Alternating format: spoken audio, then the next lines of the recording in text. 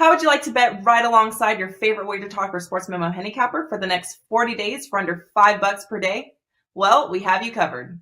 A 30-day all-access pass is priced at $2.99, but for a limited time, not only are we discounting the price by $100, but adding on 10 more days of picks for free.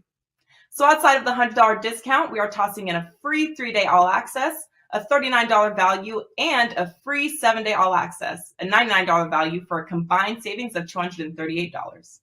So to recap, for the next 40 days, you will get all plays across all sports from your favorite WagerTalk or Sports Memo handicapper played during your access, including 5% best bets for under $5 per day. Have an existing all-access pass? No worries, as your 40 days will not begin until your current package expires. Welcome in to the NFL Opening Line Report post-NFL Draft here. I am Drew Martin, joined by Teddy Covers. We're breaking down the NFL Draft. Which teams got better? Hey, which teams maybe got worse? My co-host, like each and every Monday morning, Teddy Covers. Teddy, welcome in. How you feeling today, buddy? Oh, this should be a whole lot of fun. You know, there's nothing better than a draft recap on a Monday following the draft. We can talk about, and I had a talk earlier this morning with Arthur Caesar over at the Westgate. Talk about have these lines moved yet? And he's like, not much. You know, the betting markets haven't reacted yet to the full NFL draft. And really, we talk about the next important day. That's going to be Thursday, May 12th. And that's the day that the schedule itself actually gets announced. We know what teams everybody is playing. But Thursday, May 12th is the last, quote unquote, important day before this betting marketplace really starts to jump around. And what we'll see that day is the actual, you know, we know what team everyone's going to play, but the order and when it's going to be, the actual schedule release matters a lot. At least in my handicapping of NFL season wins. So we're looking forward once again to next Thursday, May 12th. But between here and there, we got plenty of time to break down which teams got better, which teams didn't get better. And the one thing the draft does, Drew, it really solidifies, it tells us very clearly what's a team's goal for the upcoming season. Team like Pittsburgh, maybe we downgrade after being the only one to take a QB because it wasn't a year for QBs, number one. And number two, that puts Pittsburgh into rebuilding mode. You know, when you start talking about starting a rookie quarterback, which they may well be doing. So we're going to see teams rise and fall in my powering numbers based on my assessment of whether that draft is like, yeah, we're drafting for this year or we're drafting for the future. The Steelers clearly drafting for the future. That's just one example. I like it, Teddy. Yeah. Good points all around. And guys, we're going to go division by division right down and get Teddy's thoughts. I'll chime in as well in terms of what teams we believe that got better, what teams got worse. Teddy, before we go division by division, I just wanted to quick bounce a question off of you. Just overall, after the NFL draft here, what'd you take away from a betting perspective? As we've gotten the last couple years here, the NFL draft has become more mainstream betting-wise. What are you going to take away from this past year and use betting the NFL draft going forward? One thing, maybe to kind of set the stage. Okay, yeah. Go ahead, Teddy. Just real quick. The bettors killed the books, all right? The sharp money, Thursday was the worst day of the year for just about every sports book person I talked to. Didn't matter if you're here in Vegas, if you're in Jersey. And again, it was a day in which the NBA favorites went 3-0 and MLB favorites went, I think, 11-1. So it was a chalky day to begin with. But when it comes to the wise guy moves on the draft, again, Trayvon Walker was 20-1 to be the first overall pick. And by draft day, he was minus $2. You know, books more than that even. Books took a beating on the number one pick. They took a beating on the number two pick. They took a beating on Sauce Gardner, who kept on under, draft position lower. You know, the books got absolutely destroyed.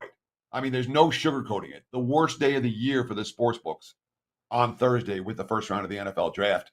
There wasn't anything that they did particularly well, and the bettors had the best of it. So what does it tell us?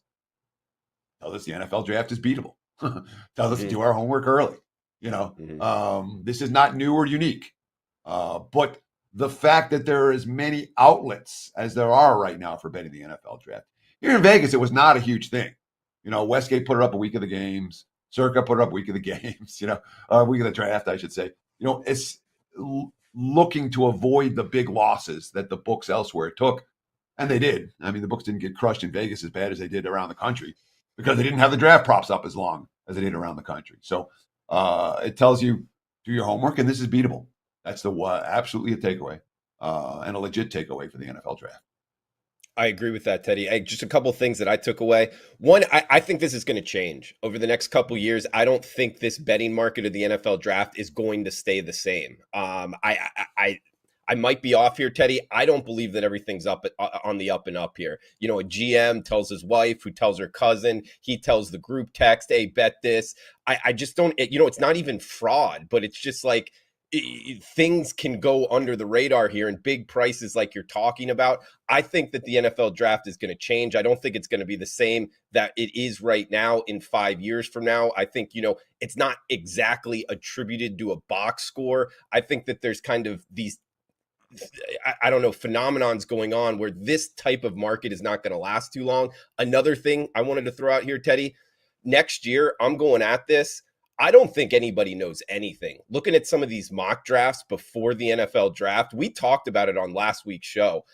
I think it's Mel Kiper, I think it's Todd McShay, and I think it's a bunch of maybe a couple other people. And then it's just a bunch of people throwing out content, kind of copying off of them and maybe moving a selection here or there. I don't think a lot of people know much at all. I think if you do your homework like you talked about, I mean, Malik Willis was at 10.5, Teddy. He was around 3 weeks later in the NFL draft. It's because some of these guys put it up there like, oh, he might go early. This team might go. And then sure enough, as the draft goes on, they're not even close, Teddy. And if you do your homework, you go into this knowing some things, you can make a lot of money. I don't know how many years in the future we're going to be able to do this, Teddy, but next year is a money-making opportunity in the NFL draft. I'm ready to get after it again, man. I'm excited for it. Any closing thoughts before we go division by division? Sounds to you like you wish the NFL draft, the process was starting right here. You're pumped and motivated. Yeah. And that's what it takes to beat the NFL draft. If you're doing your homework, if you get involved at the beginning of March and say, all right, these are the team needs. And at the beginning of April, all right, hey, the books have all this stuff up and this is the buzz. You can absolutely find positive expectation opportunities in the NFL draft because, as you mentioned, there's no bad beats. It doesn't play out on the field. It's right. Somebody who's making a decision. And if you can get inside somebody's head and figure out who they're going to take before they do, which is very possible, obviously it was done in this past draft over and over again. It was done this past draft. It's certainly a marketplace that, again, the sharp bettors did very, very well in the NFL draft. And public bettors didn't do that bad either. Teddy, let's get after it. The 4 divisions in the AFC, then we'll hit the 4 in the NFC. AFC East, Buffalo, New England, Miami, New York Jets, in that order of finish last season. AFC East, what'd you think overall? New England, kind of a couple splashes there. Buffalo, in their draft, we saw Miami not with a whole lot of selections, and then the New York Jets. Both New York teams had some high picks. What did you take away in the AFC East in terms of who did well, who maybe not so much, Teddy? So I didn't have, in terms of issues with the AFC East, I had none. Buffalo went for need. They got their guy, and Elam as the cornerback. I think that the Bills are in a position they can draft for need, and they got what they needed. The Jets, in terms of overall talent, I thought did amazing. The Jets, who screw everything up, got 3 starters on day one, which is really nice for a team that needs starters everywhere. Does this make the Jets contenders this year? No, the Jets are still a last-place team this year, in my opinion, when you consider the division around them. And the Jets have room right now to be a last-place team, considering the division around them. But certainly building towards the future, I thought the Jets did a very good job. No arguments with Miami. And New England's an interesting, I think the Dolphins are going to be pretty good. But New England's fascinating because every year everyone hates every pick that the Patriots make. And, oh, my God, they're reaching. And, oh, look, Sean Payton's laughing at who New England takes in the first round. And yet every year the Patriots seem to find a guy that helps them early on. So with all these draft grades, I'm going to give incompletes. New England perhaps more than most of them. But the Patriots as an organization I saw D's for New England's draft grade. It's like, you don't think this organization has earned the benefit of the doubt, over the last 20 years? So I'm certainly not going to degrade the Patriots, even though the guys they took were not highly ranked on other people's boards. Teddy, AFC North here. We got the Cincinnati Bengals, Pittsburgh Steelers, Cleveland Browns, and Baltimore Ravens, actually finishing in that order. And keep in mind, guys, Cincinnati won the division at 10-7. Baltimore at the bottom at 8-9. Teddy, Baltimore going with an offensive lineman. I kind of like that. And we also saw, you already mentioned it, the Pittsburgh Steelers going quarterback in the first round. As you're breaking down this division, I got a question for you. Was your diss at them maybe being downgraded towards Kenny Pickett, or was it just a quarterback being selected in the first round? That means you're kind of going into rebuilding mode. Both. The answer is both. When you draft a QB with your number one selection, that means you expect that quarterback to play. When you expect a rookie quarterback to play, you expect your team to be in rebuilding mode. It's just that simple. And whether I like Pickett or not, whether Pickett's NFL ready or not, irrelevant. The Pittsburgh's going to be starting a rookie QB, or is likely to be starting a rookie QB. And when you start a rookie QB, your offense is limited. It is a significant concern for a team that wasn't any good last year. Now, it's not like Pittsburgh had a great quarterback play a year ago. One might think their QB play could be better in 2022 than it was, with the aging ghost of Big Ben a year ago. That is possible. But when you look at the division, all right, Baltimore loaded, and the Ravens year in, year out nailed the draft. They did it again this year. You look at their top 6 picks in the first 4 rounds. There wasn't one that I can already put any disagreement with. And again, where does Baltimore spend their money? In the trenches, where NFL games are actually won and lost. That's where they spend their draft capital. And it has worked for them. And the Ravens have been one of the, and when you talk about organizations, all right, I give Baltimore the benefit of the doubt. I give New England the benefit of the doubt in a way that I don't give Cleveland the benefit of the doubt. When you have a stable, successful organization for decades, all right, you trust the draft picks a lot more than you have when GMs are flying in and out every other year. But I downgrade Pittsburgh. I upgrade Baltimore. Cincinnati, I thought they drafted well. Cleveland, I had no issues with. But the 2 teams worth noting in that division are definitely Pittsburgh down and Baltimore up. Like it, Teddy. We got AFC South up next. We get the Tennessee Titans finishing 12-5 last season atop the division. Then it was followed by the Indianapolis Colts at 9-8, and then 2 teams, definitely in rebuilding mode here. Houston and Jacksonville, 4-13 and 3-14. Talking about the Jags, Teddy, Malik Willis. We talked about it at the top. He fell. He was projected possibly the 6th pick. He ends up going 86 to the Tennessee Titans. I think it works out well for him, sitting behind Tannehill, kind of learning like that. It could benefit his career in the long term. What's your overall thoughts here in the AFC South, Teddy? This was the worst division in football last year. I think it's the worst division in football again this year. And look, you look at the bottom, Houston and Jacksonville, both with a ton of draft capital. They both got a ton of talent. And a year or 2 from now, we may be talking about Houston and Jacksonville as being contending teams as opposed to bottom feeders. But that's certainly not the case heading into this season, where both teams are nothing. You can't say anything but rebuilding. So, yeah, you had a ton of talent at the bottom, but nobody's looking for the Texans to finish 500 this year. Nobody's looking for the Jags. At least I'm not looking for either one of those teams to finish 500, let alone compete for a playoff spot, let alone win anything. So at the bottom of the draft, we did see things to like. The Colts didn't have much, draft capital, whether the second pick of the 21st pick of the second round, and then a couple of third round selections. They traded their capital on Carson Wentz last year. Oops. It didn't get a whole lot better. They really didn't. And Tennessee, to me, again, you have a weak division, a relatively weak division. You have a team or 2 teams that are the clear on top of it. And I understand the move of trading A.J. Brown and picking up Treylon Burks to, in theory, replace him. And you save a whole lot of money in doing so. But it's a Titans team that I think they have more holes than they did last year. I don't think Tennessee's going to be as good as they were in 2021. And I don't like this division at all, top to bottom. Yeah, this is a tough one. Who do you think wins it? Just off the top of your head, if you had to pick one, who would you pick it? What about the Jags, man? sophomore What about year them? for Trevor Lawrence? I don't know. They had a good draft on defense. I think defense kind of can make more of an impact year one. You get Trevor Lawrence's first season after being the starter. After that first offseason, that's usually the biggest jump that quarterbacks take. I don't know. Could there be betting value on the Jags? I kind of have that one circled. So there certainly could be. Okay, if and it's a big if they're any good. I'm not convinced that a couple of draft choices in Trevor Lawrence makes them any good. Okay, I don't look at this team and see a bevy of quick strike, big play weapons, and that's what I want for a team like Jacksonville. I want a team that can score cheap touchdowns. You know what I mean? Your bottom feeder teams, you get a couple of playmakers, and all of a sudden you get a cheap touchdown here and a cheap touchdown there. It makes a whole lot of difference in these games. I don't see the Jags with those. There are worse bets to make than the Jags to win the division. Okay, at a big long shot price. I haven't really looked at the division prices yet, and I won't until we see that schedule come out. But Jacksonville, there are definitely worse bets to make. But I didn't look at Jacksonville last year as anything but a completely wasted year for everybody on that ride. It wasn't like Trevor Lawrence took some steps, and it was just a complete throwaway year. I think the Jags are still a year or two away.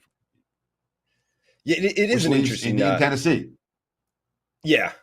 Indy, I mean, the new quarterback change as well. It's going to be a fun division, interesting division to handicap this season. No doubt about it. The AFC South. Let's move out west. AFC West here. Of course, the Chiefs at top, 12-5, followed by the Raiders at 10-7. Chargers left out of the playoffs at 9-8, and the Denver Broncos 7-10 last season. What do we think in AFC West, Eddie? I think this division is tough. For as weak as the AFC South is, the AFC West is loaded. Denver's another team that didn't necessarily get a whole lot better in the draft. And the one area that the Broncos, if there's one negative draft grade in this division, it would, for me, go to Denver. Denver, yeah, you got Russell Wilson now. But the issue wasn't just the quarterback position. The biggest issue for Denver last year was an offensive line that couldn't block anybody. And that, best I can tell, hasn't been properly addressed this offseason. They did take a 5th-round center out of Washington. It's not like the Huskies had a great offensive line last year. So I was disappointed in what Denver did. The Chargers look good on paper, don't they? They do. They do. And again, Zion Johnson, a guy who can play as a rookie. JT Woods, a guy who can play as a rookie. Isaiah Spiller at the running back. And again, it's like they had a ton of draft capital. Only 3 picks in the first 4 rounds. I think the Chargers are going to be pretty good. They have the makings of a real good team on paper. And Kansas City, of course, are drafting the replacement for Tyreek Hill.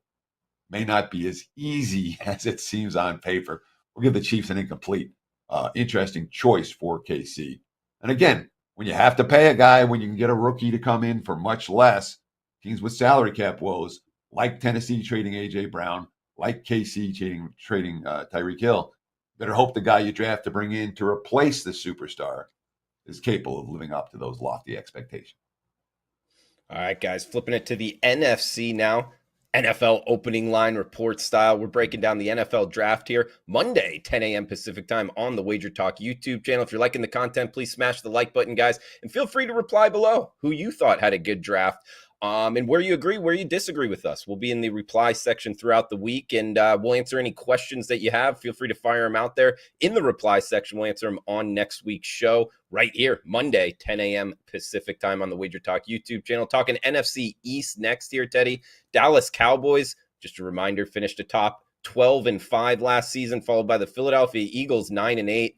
Washington at 7-10, and then the Giants at the bottom of the division there. Philadelphia, I think, had a good draft, Teddy. I really do. I mean, that linebacker from Georgia kind of fell to him. We saw a lot of offensive linemen in this in this draft, at least early on. What'd you think here in the NFC East, Teddy? Yeah, I certainly wouldn't argue with Philly having a pretty good draft. Again, only 3 picks in the first 5 rounds for the Eagles, but all 3 of them, in theory, can have an impact right away. I really like what the Giants did. You want to talk about a sleeper, right? If Danny Dimes is ever going to play, this is the year he's got to play. He's got an offensive line in front of him now. He's got weapons all around him. There's a pass rush with Thibodeau. The Giants, when you're talking about teams that can come out of nowhere and make some noise this year, if Danny Dimes can actually play, He's got every weapon around him. They're putting him in position to succeed.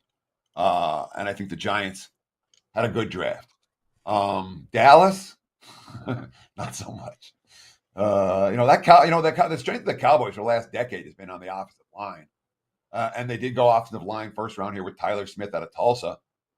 I think Smith is something of a project. I don't know that he's going to be a day one stud. That offensive line has issues for me. The receiving core has issues for me. I don't know that Jalen Torbear is going to be the guy, the third rounder out of South Alabama.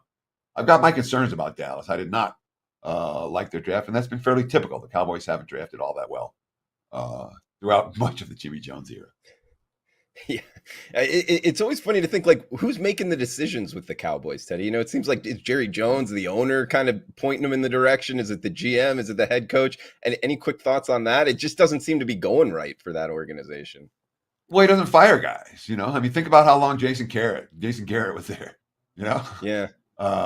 That's from an organizational standpoint. Again, Dallas, they won those 3 Super Bowl titles right at the beginning. And it's been an awful long drought since the 90s for Dallas Packers. And that's been the entirety, basically, of the Jim Jones era. Yeah, when you're going back to Troy Aikman and Emmitt Smith, it was a nice run, but that was a heck of a long time ago, Teddy. So exactly. Let's talk some NFC North. We got Green Bay Packers atop the division. They kind of went away and hid with it, 13-4, followed by the Vikings, Chicago Bears at 6-11, and then of course the Detroit Lions 3-13. They did have that tie, Teddy. What'd you think about the NFC North draft-wise? It's a really interesting division coming into this year, in a division where there's certainly room for some of the lesser teams to make some noise. Obviously, the Packers drafting defense with their first 2 round choices. Their 2 first round choices made all the difference. Everyone talking, oh my God, Aaron Rodgers doesn't have any receivers anymore. And obviously with Devontae Adams coming here to Las Vegas, that's a legit concern. And then they did take the kid out of North Dakota State, Christian Watson. Don't know that the kids that didn't play FBS football, that you can count on someone like Watson to have an impact at this young stage of his career. I prefer a more battle-tested receiver, but that's the guy they like, so be it. Green Bay's drafted at the bottom of every round. It's not a team that's going to get that I thought made themselves a whole lot better this offseason, but at division champs, they don't necessarily have to do that. Really interesting trade between the Vikings and the Lions. And I've heard a lot of arguments both ways for Detroit. Detroit needs to accumulate talent in any way that they can. And for me, I'm like Jameson Williams out of Alabama. Yeah, he's an impact receiver if he's healthy, if the ACL's right. Maybe next year, a year or 2 from now.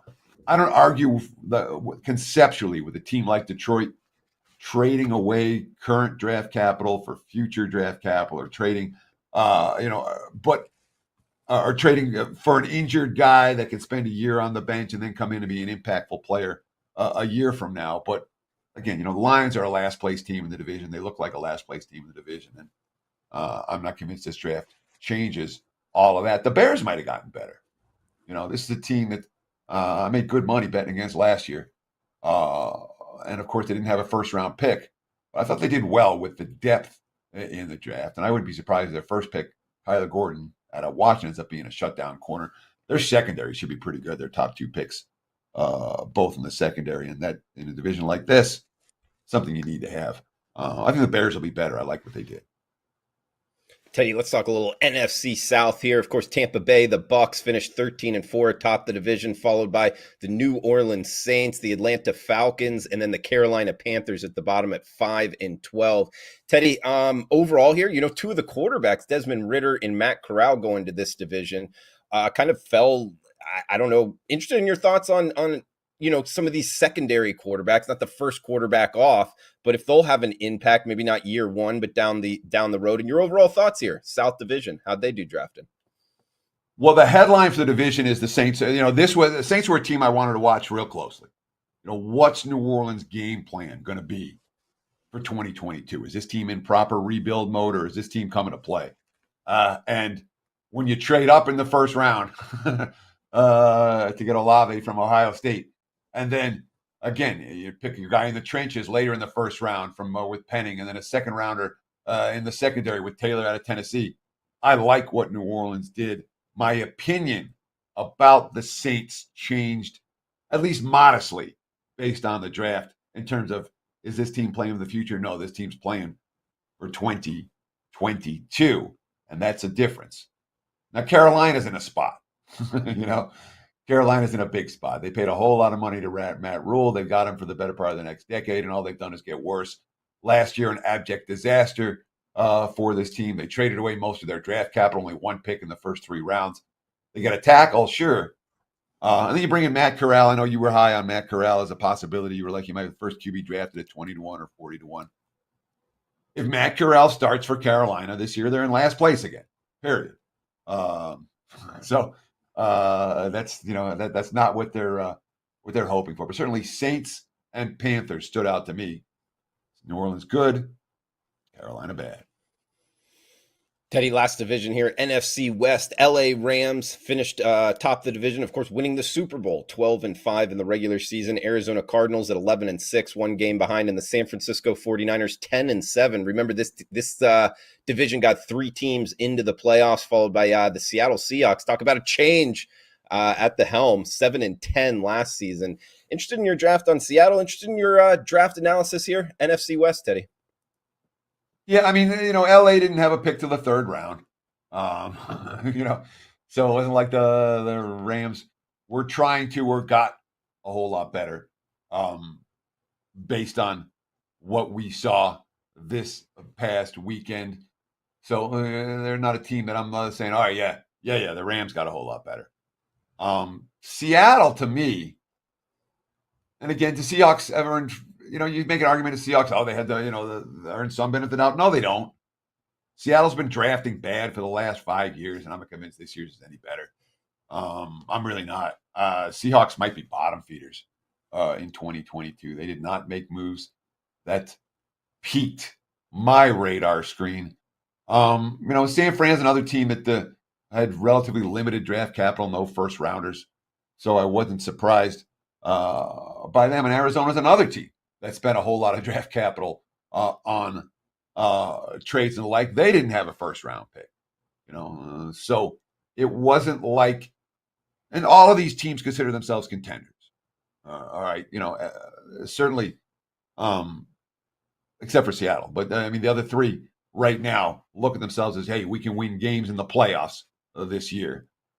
And when you have teams like that, Drew, it really is a scenario, hey, we can win playoff games this year. It's not about draft capital or Arizona and LA and San Fran. It's about winning now. But one thing the 49ers weren't able to do was get rid of Jimmy G this past weekend. We'll see how that trade market heats up over the course of the next few weeks. The Jimmy G's and the Baker Mayfields of the world right now on the outside looking in for the 2022 season when it comes to NFL starting QBs. But someone's going to get hurt, right, Drew? I think the backup quarterback in the NFL has never been more important. I think it's an important position to be prepared for going into the season. You want to have confidence in your backup quarterback because we got an extra game now in the regular season. We're seeing these quarterbacks go down at an alarming rate, Teddy, and even just getting banged up out a week, coming in for a couple plays, that stuff's very important. So I don't think it's necessarily a bad thing to have 2 starting caliber quarterbacks on the same roster, especially if their personalities are positive in the locker room. I think it's actually a good thing. Sure. And from my mind, it comes down to how much money you got to pay him. Yeah. Right. You don't have to pay Mayfield this year. You got to pay Jimmy G this year. And that's the difference. Okay. Mayfield's got to get paid next year. So you can get a cheap year out of Baker Mayfield in theory. But if you make a move to pick up a QB like that, probably going to cost you more than, all right, we're just going to rent them for a year. Though at this stage, maybe not. San Fran will take a bag of peanuts for Jimmy G right now. Yeah. Because there's so much guaranteed money in his deal. It's a problem for San Fran. Yeah, I see what So, you're talking about. I mean, which is not the problem the same way for Cleveland. But at the same time, we've seen Trey Lance and Jimmy G coexist on the same team.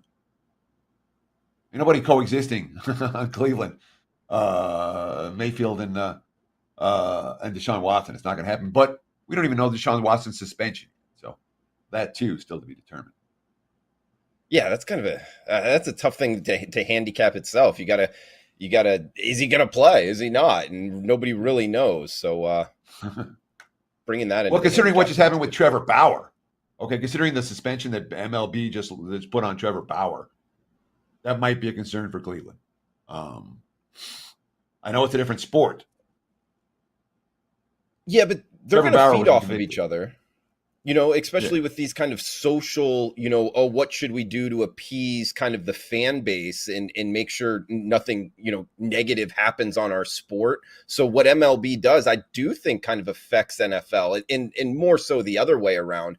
But it's important to watch that stuff. And it's also going to be important to watch because I doubt the Players Association is going to let that Trevor Bauer thing go without a fight. I mean, that was pretty, locked down, 2 years for he wasn't even really convicted of anything, I don't believe, Teddy. Yeah, they're saying we don't want this guy representing our sport. We don't want this guy representing baseball. And the NFL, again, whether it gets tangled up in legalese or not, there's consequences coming somewhere along the line for Deshaun Watson that may mean that Baker Mayfield ends up being more a factor in Cleveland's 2022 season than originally anticipated. Teddy, awesome stuff, man. I feel smarter after this weekend in the draft, hearing your analysis. Definitely taking some notes here and use it for off-season betting. Guys, like Teddy talked about earlier in the show, we got the schedule release just under 2 weeks away, Teddy. So, hey, it's exciting times here for the NFL opening line report, buddy. And I did want to ask you one more question. Overall, your thoughts being in Vegas with the NFL draft. Bring us in. What was the atmosphere like? So I was in the Strip on Thursday. I didn't go out Friday or Saturday, but I went down to see what the first round would be like. It was a zoo, it was packed. That being said, Vegas holds events really well. There was 500,000 people here. You were 2 blocks away. You wouldn't even notice. It was just another day in Vegas. So I was at the MGM on Thursday, which is, again, it's like a half mile from where everything was. And it was just another day in Las Vegas. So it wasn't like, the Strip was closed. The Strip was packed. There was a lot of fans in town. But this town holds events really well. We put 500,000 people into Vegas. You don't even blink an eye. You don't even notice. They're just here. Yeah. It's a great airport, but I do remember from living literally on the Strip, Teddy, one thing that people would always talk about is Vegas doesn't close down the Strip very often at all. And a big part of it is, people don't realize this, there's a ton of people that work on the Strip. Keep in mind how many people have to work at these casinos and hotels, and it makes their life miserable when they close down the Strip actually getting to work. So you got to keep that in the back of your mind, Teddy. So how big of a problem was that? Like, where did you even park when you went to the MGM? So let's forget. The Strip is for the tourists. Nobody driving to work drives down the Strip. You drive down Dean Martin if you're on the east side, or you drive down Paradise or Colville on the west side, and that's where all the employee parking lots are. It's not like the Strip itself is a parking lot for a Strip employees of the casinos. They'll always go in the back way, but nonetheless, that means now all the taxis and all the Ubers and everyone else has to go in the back way too. It was jammed, without a doubt. What was you asked me a follow. You said, well, what was my opinion on blank? And I'm spacing on it. Well, just them closing it down, and where did you park? Because like you're talking about getting down to the Strip when it's closed, I'm not surprised. Oh yeah, so it was a nightmare. So one of the events, I live in Southern Highlands, which is like south of the Strip. So I was able to slide in through the airport and kind of come in the back way, and then I parked at the Oyo, which used to be Hooters. Oh yeah, and they got free parking there. You can sneak in there and and bounce around wherever you want to be. That place they got dollar blackjack and dollar beers, right? They sure do. I did not do either one. Okay, it's one thing I remember from that place. But awesome times, Teddy. Getting smarter from your analysis on the NFL draft, guys. We'll be back next Monday. We're going to be looking at the schedule when that comes out. Teddy, any closing words here before we shut this down? No. And then again, we're going to go through the end of May, June, then we'll take a little break over the summer. We'll be back at the beginning of August. There's certainly a fair bit that we can expect in terms of adjustments in the NFL betting marketplace over the next few weeks. We'll be around to break it all down every Monday, 10 a.m. here on the left coast, 1 p.m. for you back east. And that's all I got, my friend. So take us home. Teddy covers Drew Martin back next Monday, 10 a.m. Pacific time, right here on the WagerTalk YouTube channel. Guys, please reply below. Any questions, we'll answer them next week. What are your thoughts on the NFL draft as well? It's all welcome. Please smash that like button. We'll talk next week. Thanks for tuning in, guys. Best of luck with your bets. How would you like to bet right alongside your favorite WagerTalk or Sports Memo handicapper for the next 40 days for under $5 per day? Well, we have you covered. A 30-day all-access pass is priced at $2.99, but for a limited time, not only are we discounting the price by $100, but adding on 10 more days of picks for free. So outside of the $100 discount, we are tossing in a free 3-day all-access, a $39 value, and a free 7-day all-access, a $99 value for a combined savings of $238. So to recap, for the next 40 days, you will get all plays across all sports from your favorite WagerTalk or Sports Memo handicapper played during your access, including 5% best bets for under $5 per day. Have an existing all-access pass? No worries, as your 40 days will not begin until your current package expires.